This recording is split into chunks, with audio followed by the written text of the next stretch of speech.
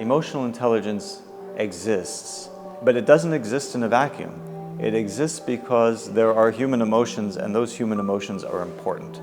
The kinds of emotions that circulate in health settings, business settings, and educational settings are important, and that we need to deal with that emotional information that are going on in those settings.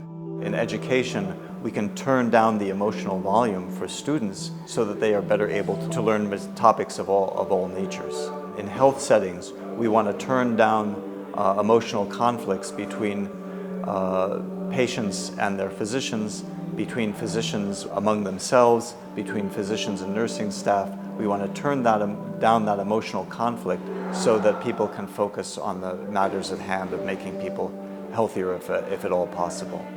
And same thing in business.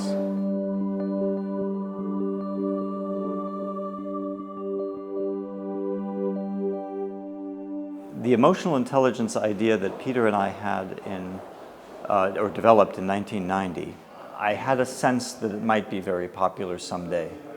I didn't quite know, I certainly didn't know how it would play out, but I had a sense that it was a possibly very important idea.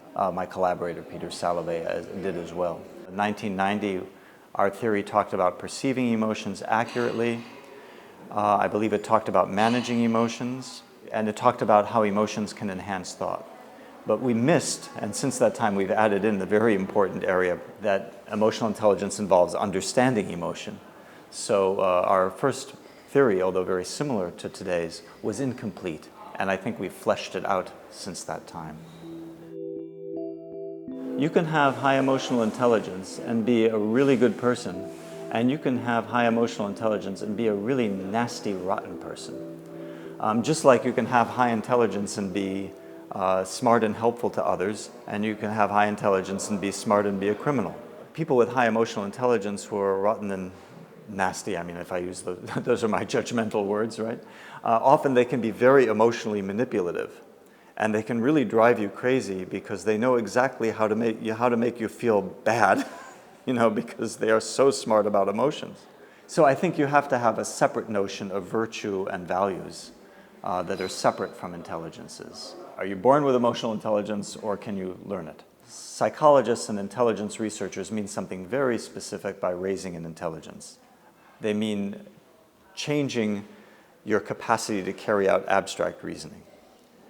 So can emotional intelligence be improved in that regard? I don't know. Nobody's done the research. We can't even do the research yet on that. And you know what? It doesn't matter. Can we increase people's knowledge of emotions?